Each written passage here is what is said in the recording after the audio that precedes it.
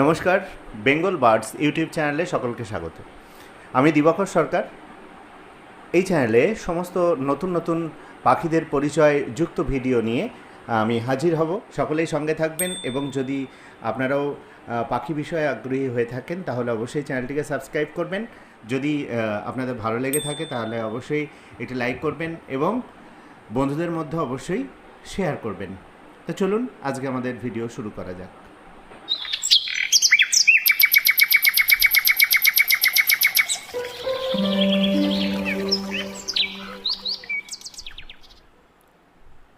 তো দেখতে পাচ্ছেন আজকে একটি শিকারি পাখি নিয়ে আমি হাজির হয়েছি। এই পাখিটির বাংলা নাম ল্যাঞ্জা লাটোরা বা কসাই পাখি বা কোনো কোনো স্থানে একে আঞ্জনা বলে ডাকা হয়। ইংরাজিতে এর নাম লং টেল শ্রিক বা রুফাস ব্যাকড শ্রিক। তো প্রথমে আমরা দেখে নিই এর সিস্টেমেটিক পজিশন কী আছে, অর্থাৎ প্রাণীরাজ্যের অবস্থান কীরকম। এর kingdom Animalia, class Aves, order Passeriformes এবং ফ্যামিলি ল্যানিডি। এর বিজ্ঞানসম্মত নাম ল্যানিয়াস সার্চ। দেখুন এই পাখিটি খোলা একেবারে লম্বা লম্বা ঘাসের ওপর অবস্থান করছে। এই পাখিটিকে আমি সংগ্রহ করেছি বীরনগর, অর্থাৎ নদিয়া জেলায়, সেই বীরনগর থেকে। এই পাখিটি মুক্ত স্থানে অর্থাৎ খোলা মাঠে থাকতে পছন্দ করে। বাঁশ, লম্বা লম্বা ঘাস লতাপাতা এইসবের ওপর বা ইলেকট্রিক তারের ওপর এরা ঘুরে বেড়াতে পছন্দ করে। দেখতেই পাচ্ছেন সেটি খুব সুন্দর পাখিটি দেখতে, কিন্তু এর মেজাজ কিন্তু খুবই অন্যরকম। অর্থাৎ এই পাখিটি প্রধানত শিকার করে থাকে এবং সেই জন্য এর নাম কসাই পাখি হয়েছে। এদের চোখের ওপর একটা কালো মাস্কের মতন দেখতে পাওয়া যাচ্ছে, দেখছেন, এবং এর মাথাটিও কালো রঙের, ঠোঁটটা কালো, গাটা মোটামুটি একটু হলুদ বা খয়েরি হলুদ টাইপের, এবং লেজটা লম্বা এবং সরু, লেজটাও কিন্তু কালচে বর্ণ আছে। দেখতে পাচ্ছেন খুব সুন্দরভাবে পাখিটি বসে আছে। এশিয়ার প্রায় সর্বত্রই এই পাখিটিকে দেখতে পাওয়া যায়। এরা ছোট ছোট গাছে, বাবলা গাছেও এরা বসে। নিউ গিনি পর্যন্ত এদের অবস্থান লক্ষণীয়। নাতিশীতোষ্ণ অঞ্চলগুলোতে এরা সাধারণত মাইগ্রেট করে। এরা কিন্তু মারাত্মক শিকারী। আজকের ভিডিওতে আমি সেই প্রকার শিকারটাই দেখাতে পারলাম না।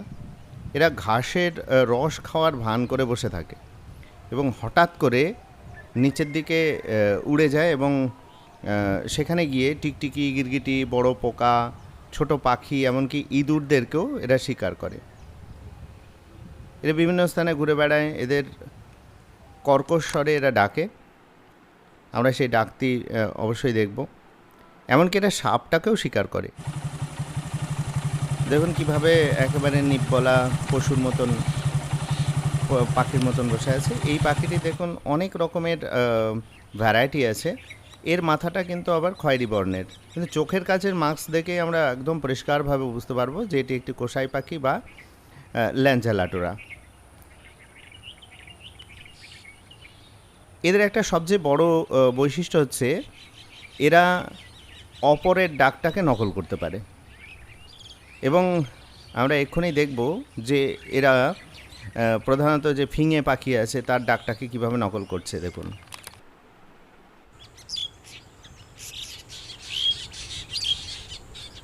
ব্যাকগ্রাউন্ডে ফিঙের আওয়াজ হচ্ছে এবং সেই আওয়াজটাকে খুব সুন্দরভাবে নকল করছে। খুব ভালো করে লক্ষ্য করলেই বুঝতে পারবেন। ঠোঁট নাড়াটা দেখুন এবং ডাকটার আওয়াজটাকে ভালোভাবে লক্ষ্য করুন।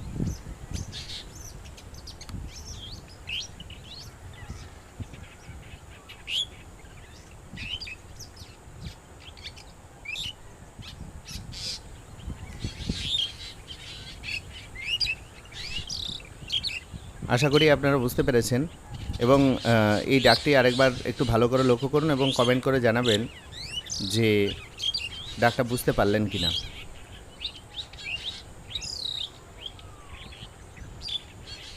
আরেকটি বিশেষ লক্ষণ, এরা জল থেকে মাছও ধরতে পারে। একেবারে ছোঁ মেরে যেমন মাছরাঙা মাছ ধরে, তেমনি এরাও মাছ ধরতে পারে। ওই যে একটা কথা আছে না বাংলায়, যে সব পাখি মাছ খায় কিন্তু দোষ হয় মাছরাঙার। এরা নিম গাছে বসে নিম ফলও খেতে পারে। যদি আমরা এদের ব্রিডিংয়ের ব্যাপারে অর্থাৎ এদের প্রজননের ব্যাপারে খবরাখবর নিই, তাহলে দেখতে পাবো যে এরা প্রধানত সামার ব্রিডার, অর্থাৎ গ্রীষ্মকালে এরা প্রজনন করে এবং প্রজননের সময় এরা আকাশে উড়ে যায়। প্রত্যেক পাখি যেমন আকাশে উড়ে গিয়ে প্রজনন করে, তেমনি এরাও আকাশে উড়ে যায়। এদের বাসাটি কাপের মতন। দেখুন এই তাল গাছের ওপরে এই পাখিটি বসে আছে এবং শিকারের জন্য উড়ে চলে গেল। দেখুন শিকার ধরে নিল। এখানে তারের ওপর বসে আছে এবং এরা আলগা একটা কাপের মতন বাসা তৈরি করে। সেখানে এরা ঘাস, লতা পাতা, শুকনো ডাল এগুলোকে ব্যবহার করে এবং কিছু রোমস জাতীয় যেসব, যেমন এদের যে পাখনা আছে, দেখুন কিভাবে তাকিয়ে আছে শিকারের উদ্দেশ্যে। লম্বা ঘাস, ঝোপঝাড় এবং কিছু তাল জাতীয় গাছে এরা বাসা বাঁধে এবং দেখা গেছে 3 থেকে 6টি এরা ডিম পাড়ে এবং সেই ডিমগুলি পুরুষ এবং স্ত্রী দুই পাখি সেই ডিমে তা দেয় এবং 13 থেকে 16 দিনের মধ্যে সেই ডিম ফুটে বাচ্চা বের হয়। এখানে যে ব্যাকগ্রাউন্ডে যে পাখিটির আওয়াজ শুনতে পাচ্ছেন, সেটি হলো ফটিক জলের আওয়াজ। দেখুন কত সুন্দর ভাবে তাকিয়ে আছে। অবশ্যই এইটি সুন্দর তাকারও নয়, কারণ এটি শিকার ধরার জন্য একেবারে নিজেকে দিন দরিদ্র মনে করে সেই প্রকার দেখানোর জন্য এই রকম ভান করে সে গাছের ডালে বসে থাকে। এবং আমরা দেখব যে এদের যে শিকার ধরার কৌশল, সেই ভিডিওটি কোনো কারণে আমার কাছ থেকে ডিলিট হয়ে গেছে। পরবর্তীকালে অবশ্যই সেটি সংগ্রহ করে আমি প্রকাশিত করব। কেমন লাগলো এই ভিডিওটি অবশ্যই জানাবেন। সকলেই ভালো থাকবেন এবং পরবর্তী ভিডিও আসতে খুব তাড়াতাড়ি সঙ্গে থাকবেন। ভালো থাকবেন সবাই।